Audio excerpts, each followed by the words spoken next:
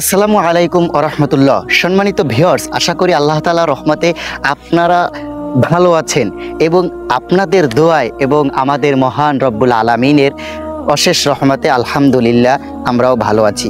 আজকে আপনাদের মাঝে আমি একটি ঘটনা তুলে ধরব। সেই ঘটনাটি হচ্ছে আমার এই হজরত মুসা আলাইহিস সালাতু ওয়াস সালামের একটি ঘটনা। হজরত মুসা আলাইহিস সালাতু ওয়াস সালাম ঘটনাটা কিন্তু আমি শুরুতেই বলতেছি, যেহেতু ঘটনাটা অনেক লম্বা, কিন্তু আমি সংক্ষেপ করে আপনাদের মাঝে মূল কথাটা আমি তুলে ধরব।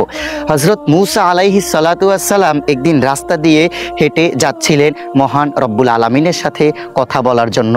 কিছু দূর যেতে না যেতেই হজরত মুসা আলাইহিস সালাতু ওয়াস সালামের সামনে এক বৃদ্ধ লোক চলে আসলো।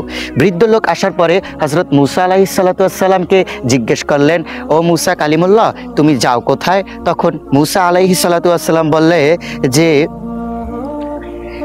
মুরব্বী, আমি যাচ্ছি মহান রব্বুল আলামিনের সাথে কথোপকথন করতে, মহান রব্বুল আলামিনের সাথে কথা বলতে। তখন ওই বৃদ্ধ লোক সাইয়েদনা মুসা আলাইহিস সালাতু ওয়াস সালামকে বললেন, হে মুসা, তুমি যখন তোমার আল্লাহর সাথে কথা বলতে যাবা, তখন আমার ছোট্ট একটি অনুরোধ আল্লাহ তাআলার কাছে তুলে ধরবা। তখন মুসা আলাইহিস সালাতু ওয়াস সালাম বললে, তোমার ছোট্ট একটি অনুরোধ, সেটা কি? তখন ওই বৃদ্ধ লোক মুসা আলাইহিস সালাতু ওয়াস সালামকে বললেন, হে মুসা, দুনিয়ার ভিতরে আমার ধন সম্পদের কোনো অভাব নাই, আমার বাড়ি গাড়ি জমি জামা, ঠিক আছে, কোনো কিছুর অভাব নাই, কিন্তু আল্লাহ তাআলাকে বলবা যাতে আমার এই ধন সম্পদগুলো কমিয়ে দেয়, সে যেন নিয়ে যায়। এই একটি পর্ব গেল। তারপর মুসা আলাইহিস সালাতু ওয়াস সালাম বললেন, ঠিক আছে, আমি তোমার এই কথাটা আল্লাহ তাআলার কাছে তুলে ধরবো, যাতে আল্লাহ পাক রব্বুল আলামিন তোমার ধন সম্পদ কমিয়ে দেয়, তোমার যত ধন সম্পদ আছে সে যেন নিয়ে যায়। আবার কিছুদিন এই কথাটা বলার পরে মুসা আলাইহিস সালাতু ওয়াস সালাম আবার সামনে অগ্রসর হলো, সামনের দিক গেল। যাওয়ার পরে আবার এক বৃদ্ধ লোকের সাথে দেখা হলো। সেই লোক একই সেম প্রশ্ন করলো যে, মুসা আলাইহিস সালাতু ওয়াস সালাম, তুমি যাচ্ছ কোথায়? তখন মুসা আলাইহিস সালাতু ওয়াস সালাম বললেন, আমি যাচ্ছি মহান রব্বুল আলামিনের সাথে কথা বলার জন্য। তখন ওই বৃদ্ধ লোক আবার তার বিপরীত একটা প্রশ্ন করলো, মানে কথা বললো যে, আমার একটা আরজি আছে, সেই আরজিটা তোমার আল্লাহ তাআলার কাছে তুলে ধরবা। তাহলে আচ্ছা বলো, তোমার শুনি আমি, তোমার আরজিটা কি?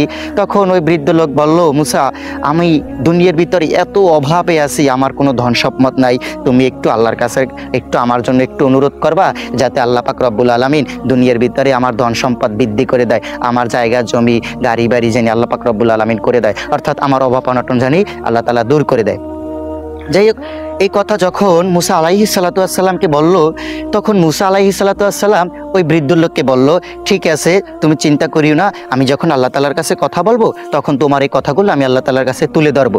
মুসা আলাইহিস সালাতু ওয়াস সালাম এরকম পর্যায়ক্রমে আল্লাহ পাক রব্বুল আলামিনের সাথে কথা বলার জন্য সেই তুর পাহাড়ে চলে গেলেন। তখন আল্লাহ তাআলার কাছে তিনি এই আরজিগুলো তুলে ধরলেন যে, রব্বুল আলামিন, আমি যখন রাস্তা দিয়ে হাঁটতেছিলাম, এক বৃদ্ধ লোক এসে আমাকে বলছে তার নাকি ধন সম্পদের কোনো অভাব নাই, এত পরিমাণ তার ধন সম্পদ, সে বলছে তার এই ধন সম্পদের দরকার নাই, সে আপনি জানেন সে তার ধন সম্পদগুলো কমাইয়ে দেন, তার ধন সম্পদের দরকার নেই। আবার আমি যখন কিছু দূর আসলাম, আর একজন আমার বৃদ্ধ লোক আমার সামনে চলে আসলো।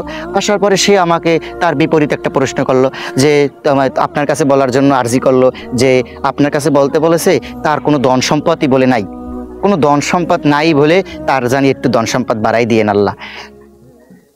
মুসা আলাইহিস সালাতু ওয়াস সালাম যখন আল্লাহ তাআলার কাছে এটা বলল, তখন আল্লাহ পাক রব্বুল আলামিন যে কথাটা বলেছে, দর্শক যদি আপনারা শুনেন, আপনারা অবশ্যই আশ্চর্য হয়ে যাবেন যে আল্লাহ পাক রব্বুল আলামিন এখানে তাদেরকে কি সমাধান দিয়েছে, কি করলে তাদের ধন সম্পদ কমে যাবে এবং কি করলে তাদের ধন সম্পদ বেড়ে যাবে। এই কথাটা হযরত মুসা আলাইহিস সালাতু ওয়াস সালামকে বললেন।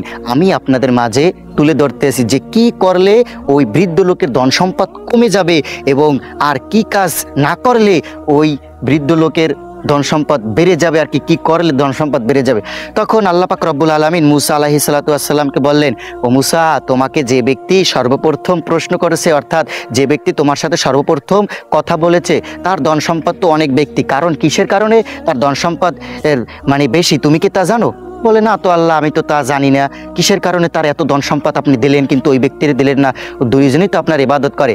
তাহলে মুসা, তাহলে শোনো, আমি প্রথম ব্যক্তিকে এত পরিমাণ ধন সম্পদ দিয়েছি এই কারণে ওই ব্যক্তি যে কোনো কাজ করার শেষে আমার শুকরিয়া আদায় করে, যে কারণে আমি ওর কাজের ভিতরে বরকত দিয়ে ওর ধন সম্পদগুলো বৃদ্ধি করে দিয়েছি। ওই ব্যক্তিকে বলবা সে যেন আমার শুকরিয়া আদায় না করে, তাহলে দেখবো ওর ধন সম্পদ এমনি এমনি কমে যাবে। আর যে ব্যক্তি ধন সম্পদ নাই সে যেন বেশি বেশি করে সর্বক্ষেত্রে আমার শুকরিয়া আদায় করে, আমার নিয়ামতের শুকরিয়া আদায় করে, তাহলে দেখবা তার ধন সম্পদ বেড়ে যাবে।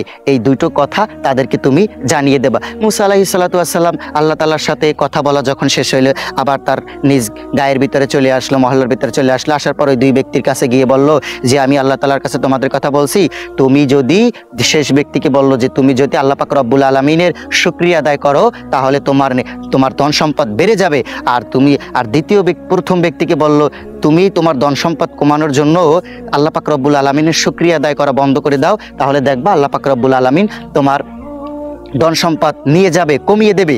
তো দর্শক, আপনাদেরকে আমি যে এইটা দ্বারা বোঝাতে চাচ্ছি, এই আমার কথা দ্বারা শিক্ষণীয় একটা বিষয় আছে এখানে। যদি আমরা এই কথা দ্বারা শিক্ষা পাই, যদি আমরা সর্বক্ষেত্রে আমাদের আল্লাহ মহান রব্বুল আলামিনের যদি সর্বক্ষেত্রে সকল নিয়ামতের শুকরিয়া আদায় করি, তাহলে আল্লাহ পাক রব্বুল আলামিন আমাদের অভাব অনটন সব কিছু দূর করে দেবে। এবং আমরা যদি শুকরিয়া আদায় করি, যাদের নাই তাদেরকে আল্লাহ তাআলা সব ধন সম্পদ বাড়িয়ে দেবে। তো দর্শক, আসুন আমরা সবাই মহান রব্বুল আলামিনের নিয়ামতের শুকরিয়া আদায় করি। আল্লাহ পাক রব্বুল আলামিন আমাদেরকে আমল করার তৌফিক দান করুক এবং এই ভিডিওটা শেয়ার করে যারা জানে না তাদেরকে জানিয়ে দেওয়ার তৌফিক দান করুক। প্রিয় ভিউয়ার্স, আমি আশাবাদী আমার এই ভিডিওটা যদি আপনাদের কাছে বিন্দু পরিমাণ ভালো লেগে থাকে, তাহলে অবশ্যই সালমান ফার্সি স্টুডিও ইউটিউব চ্যানেলটাকে একটি সাবস্ক্রাইব করবেন। সাবস্ক্রাইব করার পরে সবসময়ের জন্য আমাদের সাথে থাকবেন। আপনাদের মাঝে আমরা এরকম ইসলামিক সুন্দর সুন্দর শিক্ষণীয় ভিডিওগুলো তুলে ধরব। এবং ভিউয়ার্স, আমাদের আরেকটি ফেসবুক পেজ আছে, সেই পেজটির নাম হলো সালমান ফার্সি স্টুডিও।